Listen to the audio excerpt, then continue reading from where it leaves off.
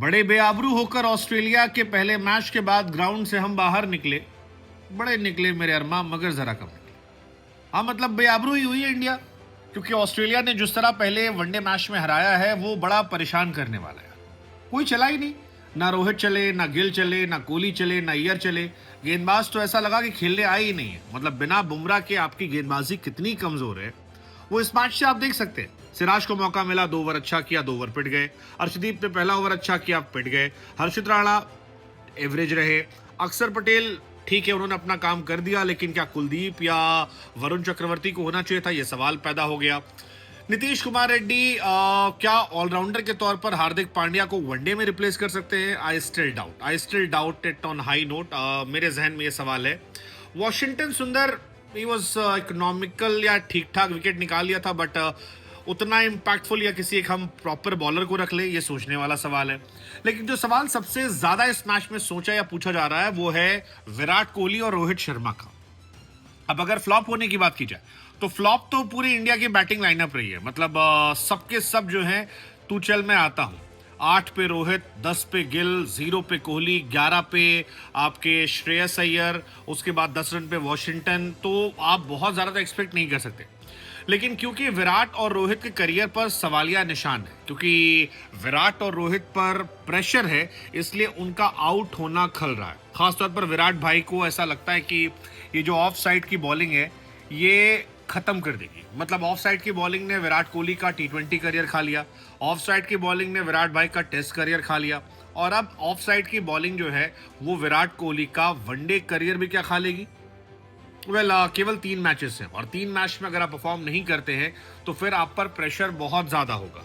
No matter, Virat Kohli साहब ये कहते रहे कि मैंने बहुत क्रिकेट खेली पिछले 15-20 सालों में, रेस्ट नहीं किया है, लेकिन अब मैं सबसे ज्यादा फिट हूँ, अब रिटायरमेंट के बाद मैं और एनर्जेटिक हूँ। ये सारी बातें अच्छी हैं, सारी बातें अच्छी हैं, लेकिन अल्टीमेटली रोहित और विराट को मैदान पर प्रूव करना पड़ेगा, और आज दोनों ने नहीं किया।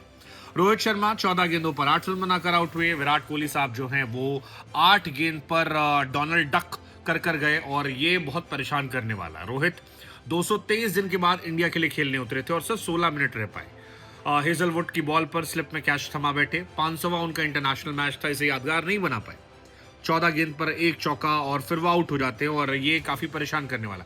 विराट उससे ज्यादा परेशान करने वाला। मतलब विराट कोहली से यू एक्सपेक्ट यार कि चलो रोहित आउट हो गए, थोड़ा आप और दिखाओगे, बट जीरो थोड़ा सा पेनफुल है। विराट और रोहित दोनों तू चल में आता हूं वाली कहानी थी, क्योंकि सुबह सुबह फैंस बड़े एक्साइटेड थे कि यार 9 बजे मैच शुरू हुआ है, और 9:15 बजे तक दोनों भाई जो हैं वो thank you so much, tata good bye करके अंदर थे। और इसी वजह से ये सवाल उठ रहा है कि क्यों। हालांकि रोहित भाई का एक रिकॉर्ड है, रोहित भाई ने कभी भी इंपॉर्टेंट, मतलब जो उनका 100, 200, 300, 400, 500 मैच है उसमें कभी रन नहीं बनाए। जैसे 100वां मैच था तो 15 रन था, 200वां मैच था तो 21 रन था, 300वां मैच था तो केवल 8 रन था, 400वां मैच था तो 1546 था, और 500वां मैच है तो केवल 8 रन है उनके लिए। तो ये अपने आप में एक कहानी है। जहां तक बात विराट कोहली की है, विराट कोहली इंडिया में जिन खिलाड़ियों ने सबसे ज्यादा जीरो बनाए इंटरनेशनल क्रिकेट में, उनमें विराट साहब का नाम आ गया। वो फिलहाल नंबर 3 पर है, और अनफॉर्चुनेट ये है कि बाकी जो लोग हैं वो गेंदबाज हैं। जैसे हरभजन सिंह के 37 बार जीरो हैं, ईशान शर्मा के 40 बार जीरो हैं, जहीर खान साहब के 43 टाइम जीरो है, लेकिन विराट भाई के 39 टाइम जीरो है। तो ये भी अपने आप में परेशान करने वाला है। एक और विराट कोहली के साथ जो गड़बड़ चीज हुई है वो ये है कि उनका ऑस्ट्रेलिया का एवरेज जो है वो भी गिर गया 50 से नीचे। मतलब विराट कोहली साहब के साथ कुछ समय से बड़ा अनफॉर्चुनेट हो रहा है। उनका T20 एवरेज 50 के नीचे चला गया, टेस्ट साउथ अफ्रीका में 50 नीचे चला गया, इंटरनेशनल एवरेज न्यूजीलैंड सामने 50 नीचे कुछ महीनों में गया, ऑस्ट्रेलिया के सामने 50 में गया, रणजी में 50 के नीचे गया, अब ऑस्ट्रेलिया में भी उनका एवरेज 50 ही चला गया। तो क्या वो अपने बनाए हुए रिकॉर्ड्स को धीरे धीरे बर्बाद कर रहे हैं? ये सारे सवाल जो है ये रहेंगे इंडिया को लेके। और ये ऑफसाइड का सरदर्द अगर जल्दी ठीक नहीं होता है तो फिर टेंशन जो है बढ़ेगी। विराट भाई को फिर लंदन में रुकना पड़ेगा, क्योंकि मतलब ऐसा लगा कि विराट और रोहित जो है अटेंडेंस लगाने गए थे, यहाँ से गए इतनी दूर, मतलब जितनी मेहनत भाई लोगों ने फ्लाइट लेने में, बैठने में, करने में की, अगर उसका थोड़ा भी होता तो शायद इम्पैक्ट अलग होता। हालांकि जब हम ये बातें कर रहे हैं तो हमें ये भी ध्यान रखना होगा कि जो नए खिलाड़ी हैं, जिनको हम अच्छे खिलाड़ी मान रहे थे रिप्लेसमेंट के तौर पर, उन्होंने भी कुछ खास किया नहीं है। जैसे शुभमन गिल कैप्टन बने हैं, वो भी 10 रन बनाकर ही आउट हुए। 18 गेंदों पे 10 रन। श्रेयस अय्यर जिन्हें हम मिडिल ऑर्डर का एक टॉप क्लच प्लेयर मानते हैं, वो भी केवल 11 रन बनाकर आउट हुए हैं और बहुत कमाल की बल्लेबाजी उन्होंने भी नहीं की। इंडिया की इज्जत जो है वो अक्षर पटेल और केएल राहुल ने बचाई थी। अक्षर पटेल ने 38 गेंदों पर 31 रन और राहुल ने 31 गेंदों पर 38 रन, इन्हीं दोनों ने थोड़ी इज्जत बचाई थी, अदरवाइज हमारी कहानी खत्म हो गई थी। और रेड्डी ने आखिरी में 2 छक्के मार दिए थे, जिसकी वजह से हम 136 पहुंचे थे। हालांकि डकवर्थ लुईस नियम को लेकर भी सवाल उठ रहे थे कि भाई साहब क्या ये सही है, कितना सही है, क्या है, कैसे है, बट जो भी है, ऑस्ट्रेलिया ने 7 विकेट से मैच जीता है। मिच मार्श इस मैच के हीरो आप कह सकते हैं और 46 रन उनके रहे। जोश फिलिप ने अच्छी बल्लेबाजी की, जोश इंग्लिश की जगह जॉश फिलिप आए थे और उन्होंने भी अच्छी बल्लेबाजी की। फिर मैट रैनशॉ आए थे, उन्होंने भी अच्छी बल्लेबाजी की। ओवरऑल ऑस्ट्रेलिया टीम जो थी इंडिया से काफ़ी ज़्यादा बेहतर थी। बॉलिंग में Hazlewood was top notch, 7 over 2 maiden 20 run 2 wicket, and Mitchell Starc 6 over 21 1 maiden 22 run 1 wicket. I think ये फ़र्क था दोनों टीमों के बीच में, ये बहुत बड़ा फ़र्क था।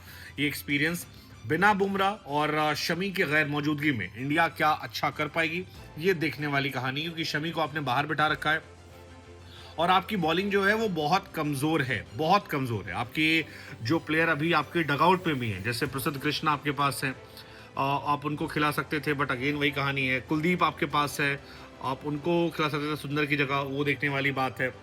जायसवाल इज अनदर मैन जो बेंच पर हैं, हालांकि खिलाओ कहाँ पर, जगह आपकी टीम में है नहीं। सो जो भी है, जितनी भी टीम है, ओवरऑल कहानी यही है कि इंडिया इस मैच में स्ट्रगल करती नजर आई है। एंड जिस तरह की बॉलिंग लाइनअप है, मुझे लगता है कि आगे मैचेस में भी इंडिया स्ट्रगल करेगी, क्योंकि आपके पास वो टॉप क्वालिटी बॉलिंग जो है वो नहीं निकल कर आई है। और या देखते हैं, मतलब Arshdeep and Siraj, we expect कि ये इनमें से कोई सामने आए। हर्षित को भी अपने आप को प्रूव करना पड़ेगा, बिकॉज हर्षित राणा पर भी बहुत प्रेशर होगा, क्या वो खेलेंगे या प्रसिद्ध कृष्णा को अगले मैच में लाया जाएगा।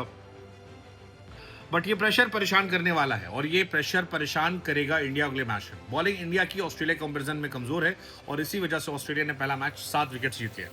लेट्स होप बचे हुए 2 मैचेस में इंडिया परफॉर्म करे, अच्छा करे और फोड़े, और कम से कम हारे भी तो रोहित और विराट चले, बिकॉज अगर ये दोनों फ्लॉप हुए तो फिर इंडिया की कहानी गड़बड़ होगी और एक एरा का एंड हो जाएगा। एंड सच कहूँ तो आई डोंट वांट टू सी कि इंडिया का वो एरा खत्म हो।